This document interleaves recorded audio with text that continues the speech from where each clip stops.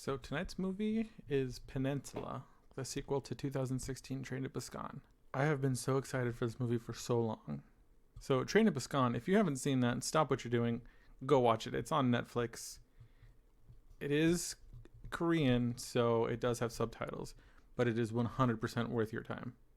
It is seriously one of the better movies I've seen in a really, really long time. And Peninsula, being a sequel, I was a little worried because sequels always kind of suck. But this, I'm starting it off with a 9 out of 10. Straight up. My wife even agreed. She gave it an 8. But this is a good film. Train to Busan takes place, and basically a zombie outbreak happens in Seoul, Korea, if I'm saying that right, in South Korea. And so everybody tries to make it to North Korea to get away from this infection and realize that it's not going to happen. And so there's a safe place in the peninsula that's supposed to be where they're basically taking people out of here and transporting them to Japan, China, neighboring countries to aid with this outbreak. Well, this family is trying to make the escape. They get on one of the boats gets redirected, and then an outbreak happens on the boat, and the family, except for the uncle, dies. So then the story kind of follows the uncle, and he's given the opportunity to go back into the infected area because this person knows that there is basically an armored truck full of $20 million that, hey, if you go get it, you can keep half and I'll keep half. So he decides to go back, and just the crazy post-apocalyptic dealing with zombies and then people who survived, and kind of just give this whole Escape from LA scenario. If you've ever seen that film, that's an old school one. Only the older people get that one. And the movie is just chaos. And for me, zombies, I really love a good zombie movie, especially when there's chaos involved. So I've seen some things kind of like The Walking Dead. Kinda. It's a little bit more slow paced. 28 Days Later, I think, is kind of in a similar way, although that's infected, not zombies, blah, blah, blah, tomato. But this is like over the top swarms and hordes of zombies. And that really happened in Train to Busan as well, where you just have zombies piling over top of each other, kind of like World War Z, where they pile up to the wall. It's kind of on a similar scale, but I think a little bit more better done than what World War Z accomplished. So initially you run into two little girls, and I thought that they were the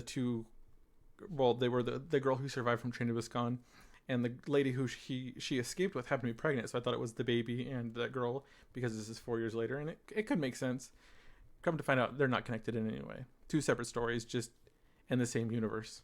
A couple things that were kind of weird, and that kind of would keep me from doing like the perfect 10. This movie is kind of like The Last of Us, the video game, Fast and Furious with the crazy heists, and throw that into a zombie movie and you've got Peninsula. There's like a Mad Max car chase scene. There's just this girl driving around the city, just Tokyo drifting through zombies. Like, it's pretty nuts, but it's really well done to the point where, like, even with as over the top as that is, I was still fully like enthralled in this film. And can we talk about the main character? I'm not even going to try to massacre his name, but he's the uncle who survived from the beginning and the one that is going back. He's a badass. Like, he throws down. There's a scene where he's just kind of holding off these zombies hordes that are coming at him, and he's just fighting through them and shooting them and like flipping them over his shoulders and then shooting them. Like, just Korean John Wick, straight up. This guy is a badass. And then there's another scene where something happens and he goes berserk and just goes hard on these guys. And this one really cool trick that he does, where he smacks the butt of the gun on the guy's foot, and the guy obviously like kind of hunches over like that and just shoots him in the head. Like, he is just savage. And then just throughout the film, he just doesn't give up. He just does some crazy stuff. And then the other thing I want to talk about is how crazy smart these people are. The person who made this movie, that came up with all these ideas, kudos to you. Hats off to you. So some of the stuff that they do, because they have kind of adapted, I mean, it's been 4 years, and they've adapted how the zombies work and when is the best time to do stuff. So at night, they can't really see very well, but they're attracted to light. and sound. So they've adapted using flares to draw them off in one direction while they sneak by in another direction. One of the little girls has an RC car with flashlights all over it and like a siren type thingy, kind of like a monkey bomb from Call of Duty Zombies. And just stuff like that this whole time that's just super, super smart. Like, I would never have thought of that. And then the way that they use that kind of stuff. So going back to Tokyo Drift Girl, there's a part where she sees some zombies up ahead. She's using night vision goggles. She sees some up ahead. So she does this like Tokyo Drift thing and flicks her lights on at those zombies to get their attention, and then like drives backwards and causes them to like chase after her car, which ends up stopping a car that was chasing her. Just insane stuff. And then you have what really to me was the Escape from Los Angeles.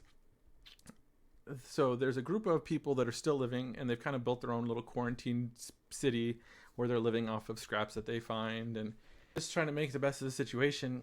They capture people they call wild dogs, which are just random people that are just out and about, that instead of helping them, we're just going to use them.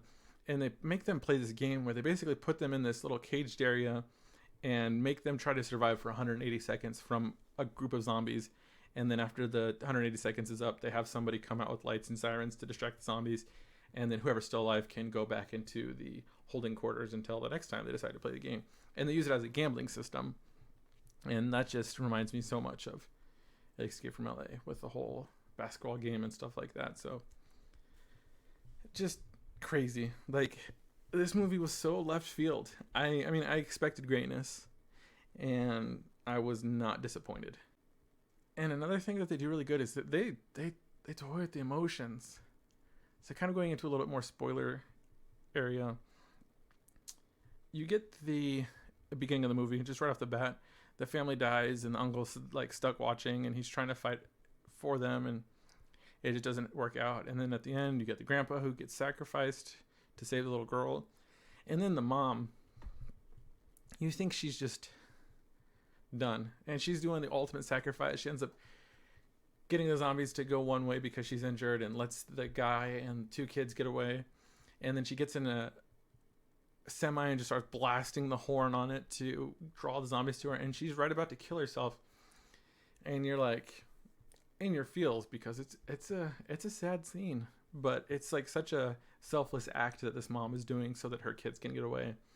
And then the guy just kind of has an epiphany, like, no, like, we can make this work. And he just goes John Wick on these zombies after her, ends up getting her to get away. And I was thinking, okay, like, now he's gonna die, because I'm just expecting that, because these movies, it just keeps going, it doesn't stop. Like, there's just twist after twist after twist after twist, and then they get away.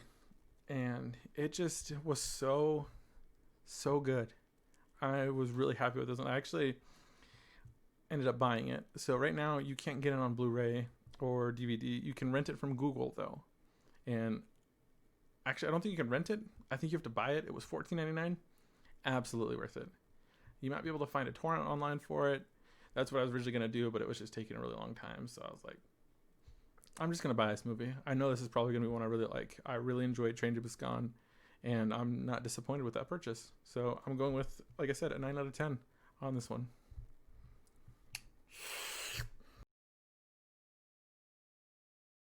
So something a little extra. This is the 31st video in 31 days. It's such a stupid thing, but it's been surprisingly difficult just to get it done, to find the desire to want to do it, to make the choices to do this instead of going and doing other things that I probably would rather been doing. But it was a goal that I set, and I told myself, I'm going to do this. And here we are. Halloween night. 31 days later, 31 reviews. So it just goes to show, I mean, if there's something you want to do, just do it. Like, it's going to suck. It's not going to be all sunshine and rainbows the whole time. But in the end, okay, you'll have done something. I think that through this, I've maybe gained 20 followers on TikTok, which is more than double what I had. So, I mean, this is just a start. And every great journey starts somewhere. So, this is me starting. And I'm glad that I did it. It definitely sucked. but it was also really great. I found some really cool movies that I had never even heard of or even thought about. I rewatched a couple of oldies.